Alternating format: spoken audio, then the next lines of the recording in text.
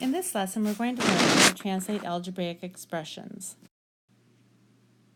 So how do I translate phrases into expressions? We have these operations, and we have different words that can represent these operations. So for addition, some other words that would represent addition would be things like sum, increased, more, plus, and total. Some words that could represent subtraction would be difference, less, minus, deduct, and decreased. Some words that would represent multiplication would be product, of, times, and double. And some division words, quotient, division, half, and per. Let's go ahead and let's put a circle around the sum, difference, product, and quotient, because those are important for us to know. All right. So let's translate each phrase into a numerical expression. Each of these are using the words product, sum, difference, and quotient. The product is an answer to a multiplication problem. What I like to do when we've got these types of words, I like to come and I'm going to just write the multiplication sign on top of product. And then I need to be able to place it where it goes in the problem. And so I'm going to be looking for that word and. Now, these are pretty simple ones, but you'll get more complex expressions. And this is going to be very helpful when doing this. So the product of 8 and 7, I would have 8 and then times 7. All right, the sum. Well, sum means to add. So I'm looking for that and because that's where my addition symbol is going to go. So the sum of 9 and 3. All right, the next one, letter C. The difference between 8 and 4 divided by 2. All right, so again, difference means the answer to a subtraction problem. I'm going to take the subtraction symbol. I'm going to look for that word and. So let's start there. I'm going to have 8 minus 4.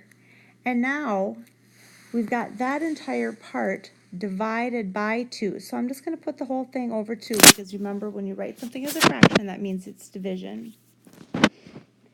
And our last one, 3 times the quotient of 8 and 4. So quotient, remember, means to divide. And I'm going to take this division and I'm going to write this right over here.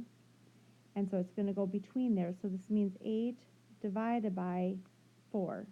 Now, the quotient, the answer to that division problem, what you're going to have is you're going to have 3. So 3 times that entire piece, 8 divided by 4. Now, another way you could write that, a better way, maybe writing it in algebra, would be 3 times 8 divided by 4. You could write it there as a fraction as well. So how do I translate verbal phrases into algebraic expressions? In example 1, those are numerical expressions. Those contained numbers and operations. Where when we have a verbal phrase into an algebraic expression, that's going to include numbers, variables, and the operations. So let's translate each of these phrases. It says 12 points more than the twins scored.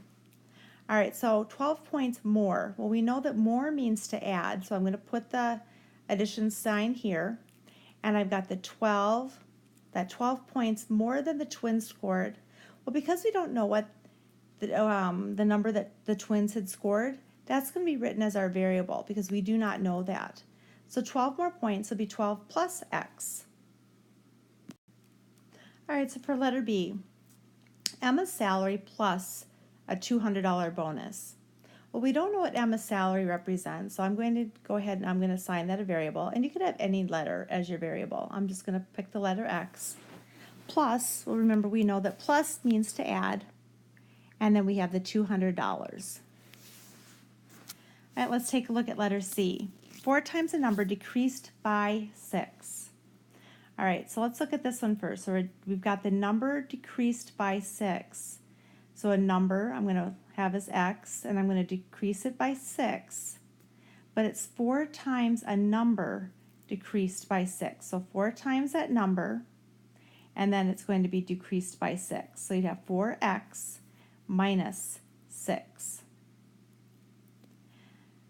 All right, letter D, the quotient of a number and 4 minus 5. So quotient, there's one of those words.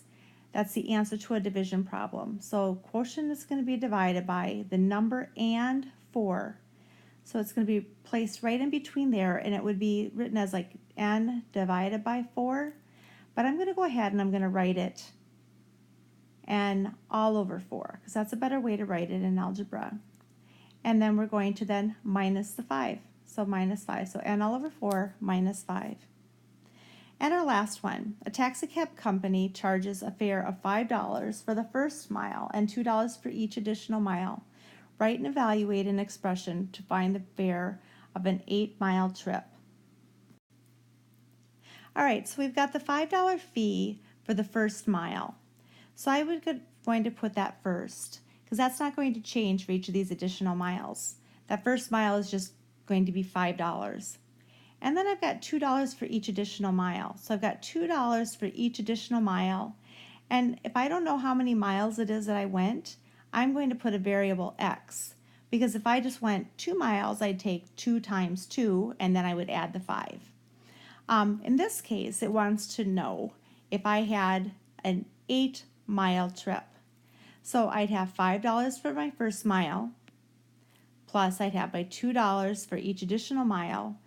And if I went 8 miles, then that is going to look like this. So when I evaluate this, I will do my multiplication first. 2 times 8 is going to be 16, and then I'm going to add the 5 to that. So it would cost, for an 8-mile trip, it would cost $21. So how do I write an algebraic expression from a table? So let's take a look and see if we can find the relationship that is happening to each one of our variables. This is my x, that's my input, and then my output is y. So something's happening to this x. So how did I go from 10 to 13? Well, if I look then I 12 to 15 and 15 to 18 and so forth, I can clearly see that in each of these cases that the x is being added 3.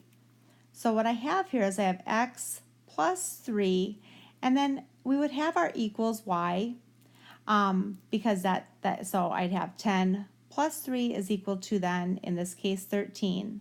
In the second one, I'd have 12 plus 3, and that would be equal to my y of 15.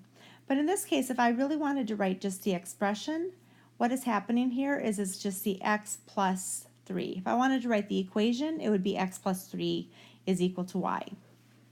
So our next one, same thing. This would be my x and this would be my y. And so how did I go from 5 to 25, 6 to 30, 8 to 40, and 10 to 50? If I look at this, it looks like that x is being multiplied by 5 in each of those cases. So the expression I would have there is 5x, because 5 times 5 is equal to 25. 6 times 5 is equal to 30. 8 times 5 is equal to 40, and so forth. And let's look at our last one. So this is my x and this is my y. So what's happening then for me to go from 12 to 8, 15 to 11, 18 to 14, and so forth? Well, it looks like these are getting smaller. And so that would be a subtraction problem. So I have x, and then I have minus, and then it looks like I'm subtracting 4 each time. So the expression that I would have here would be x minus 4, because 12 minus 4 is equal to 8, 15 minus 4 is equal to 11, and so forth. So in this lesson, we took a look at how to write algebraic expressions.